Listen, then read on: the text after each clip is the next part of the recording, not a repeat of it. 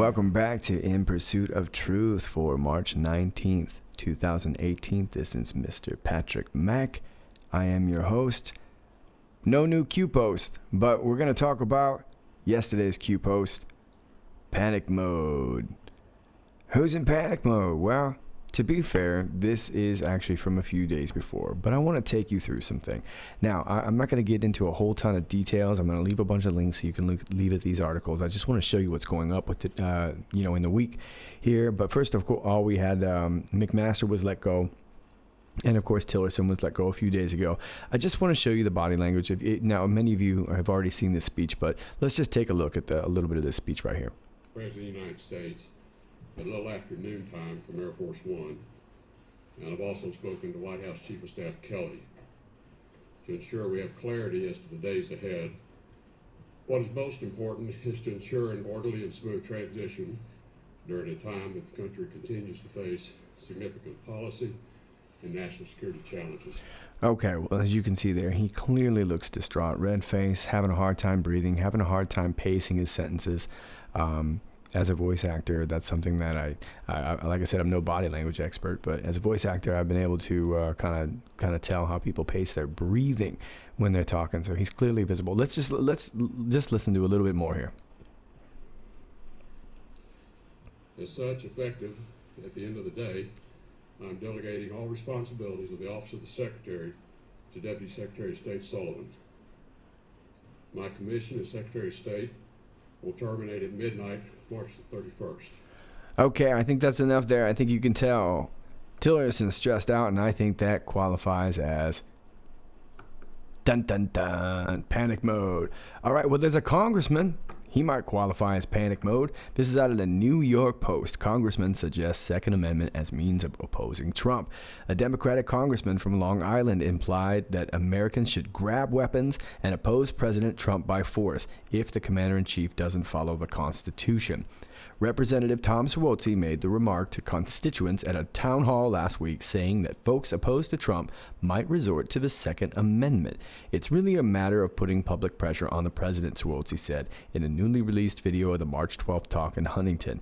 This is where the Second Amendment comes in, quite frankly, because what if the president was to ignore the courts? What would you do? What would we do? A listener then blurts out, "What's the Second Amendment?" Well, I guess you could expect that at a Democrat rally. The left-leaning Democrat says, forgive me, the Second Amendment is the right to bear arms.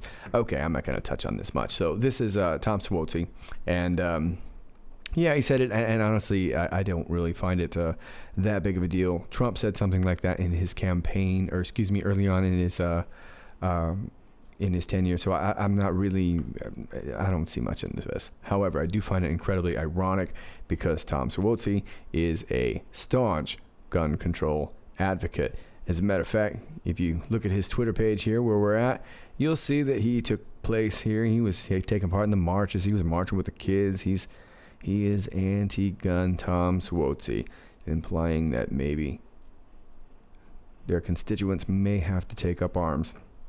He's got the Marines standing behind him. Is that the Army? Looks like the Army. Okay.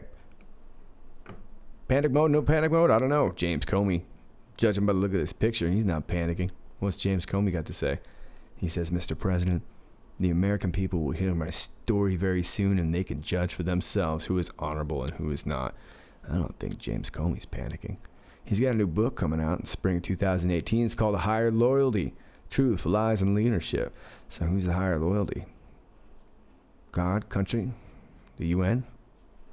Who knows? James Comey, former FBI director. Panic mode or not panic mode? I'm going to say not panic mode. Not yet, but he should be. Eric Holder. I'll bet you he's in panic mode. This is the Gateway Pundit. Eric Holder sends ominous warning to deep state DOJ and FBI officials. Be prepared. It's going to get worse. Now, the title is essentially related to his tweet as of today. I said about 8 months ago that the actions and integrity of the men and women at the DOJ, FBI would be unfairly questioned. It's happening, and it will get worse. Be prepared, be strong. You have the support of millions committed to truth, justice, and the defense of this nation.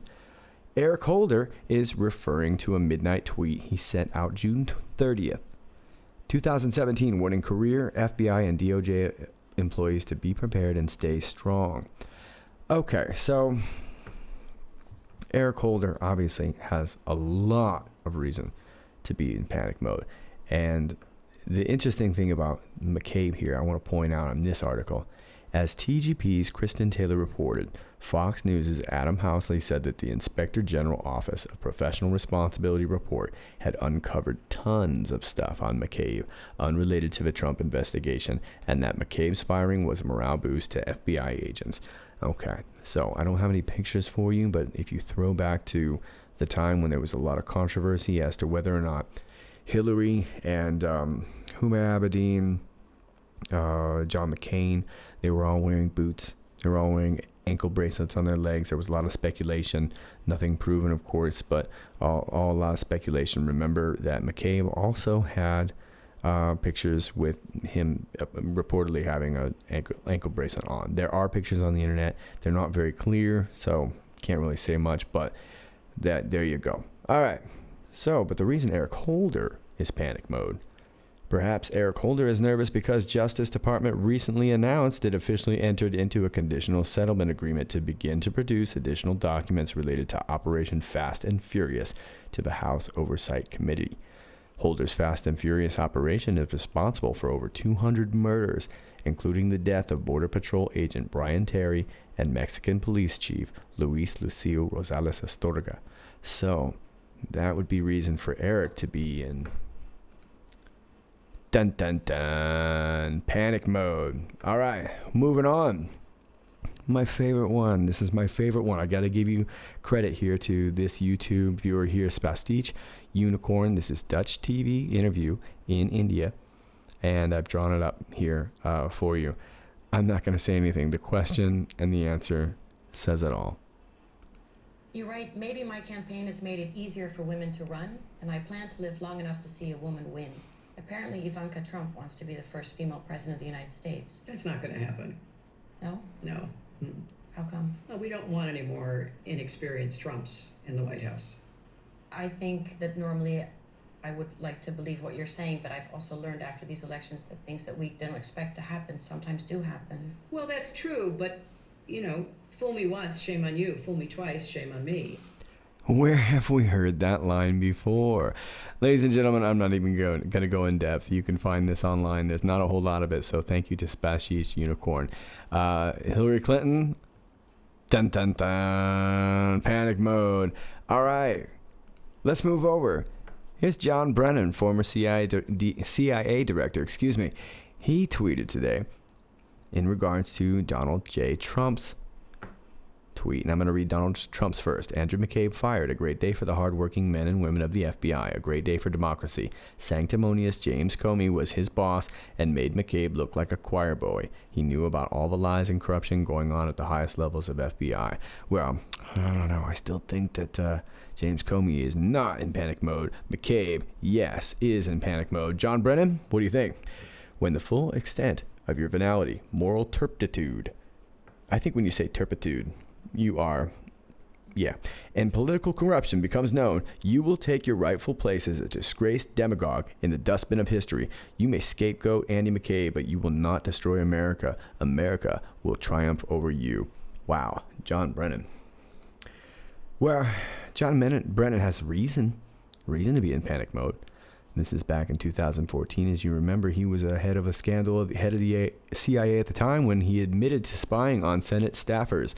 The director of the Central Intelligence Agency, John Brennan, issued an extraordinary apology to leaders of the U.S. Senate Intelligence Committee on Thursday, conceding that the agency employees spied on committee staff and reversing months of furious and public denials. Now, that's enough reason for him to be stressed out. But really, what I think this should go back to is that once we start digging, we're going to go even deeper and we're going to get into this. Now, this is actually an old story, but a new article from March 17th, 2018 from yournewswire.com. Headline says, former CIA Director John Brennan allowed 9/11 hijackers entry into U.S. former CIA director John Brennan personally greenlit the 9/11 hijackers' entry into the U.S. after being informed of potential terror concerns. Before Brennan became director of the Central Intelligence Agency on March 8, 2013, he had spent 25 years with the CIA in numerous positions, including as a Near East and South Asia analyst, station chief in Saudi Arabia, chief of staff to CIA Director George Tenet, and director of the National Counterterrorism Center. Interesting indeed. Let me take you down here. Peter Baker and Mark Mazzetti write for the New York Times that in the 67 years since CIA was founded, few presidents have had as close a bond with their intelligence chiefs as Mr. Obama has forged with Mr. Brennan. It is a relationship that has shaped the policy and politics of the debate over the nation's war with terrorist organizations, as well as the agency's own struggle to balance security and liberty. Given Obama's special bond with Brennan, if the latter is a Muslim convert, there are troubling national security implications. Brennan's questionable loyalty dates back to the terrorist attacks on 9/11, and this is what I really want to talk about here. On September 18, 2014, on the Ground Zero radio program, a whistleblower named Greg Ford of the 223rd Military Intelligence Battalion claimed that Brennan, as chief of the CIA station in Jeddah, overrode concerns and ordered that the visas of the 19 plane hijackers be stamped. At 1:32:47 into the interview, Ford talked about ISIS and how it was created. Someone called in with a question about 9/11. Ford said, "All 19 hijackers? Where did they get their visas stamped before they came to this country to launch 9/11? They got their visas stamped in the CIA station in Jeddah, and the second in command said, 'No way, absolutely, we are not going to stamp those visas.' And the fellow who was in charge, his name was John Brennan. He was the first person who overrode those concerns and cautions and ordered those visas stamped in Jeddah." Okay, so I'm going to let you read the rest of the article there, but as far as I'm concerned, John Brennan, dun dun dun, panic mode. Okay, taking you over to this article. This is the Conservative TreeHouse interesting response statement by McCabe attorney Michael Bromwich. Michael Bromwich is the attorney of record for fired Deputy FBI Director Andrew McCabe. Mr. Bromwich responded to the firing of his client with the following statement. Now, I actually don't want to take you through this whole statement here, but the first part of the statement is really the kind of the theme here, and it's on his tweet right here. "I have been involved in DOJ and FBI disciplinary matters since 1994. I have never before seen the type of rush to judgment and rush to summary punishment that we have witnessed in the case of Andy McCabe." Now, there is so much on Michael Bromwich, and if you're not familiar with him, Michael Bromwich he's representing McCabe, obviously, but he also made lots of the edits on the Fast and Furious documents, and you can see here this Twitter handle, Rosie Unmasked, is kind of calling him out on it. And I don't really want to get into it on this because I'm just kind of skimming some stuff, but of course I'll leave this article, but this is a lot of fun here if you want to take a look at this.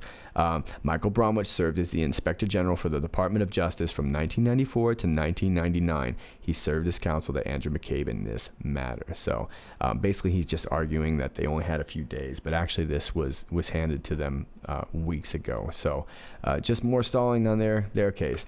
Now I'm going to get one more story here, and unfortunately, this isn't really anything funny at all. This is the Texas Tribune. Police investigate fourth Austin bombing this month.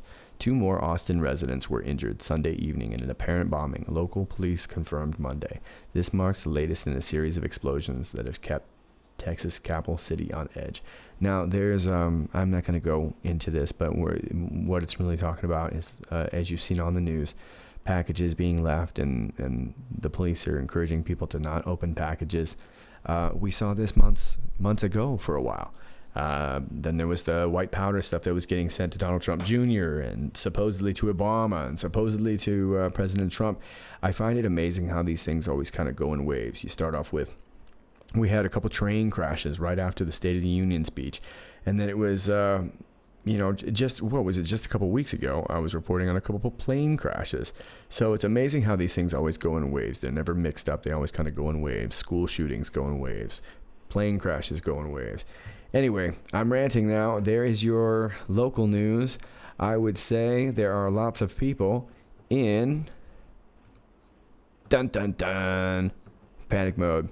I'm Patrick Mack. As always, stay free, stay safe, stay vigilant. If there's any new Q posts, I'll let you know. Until next time.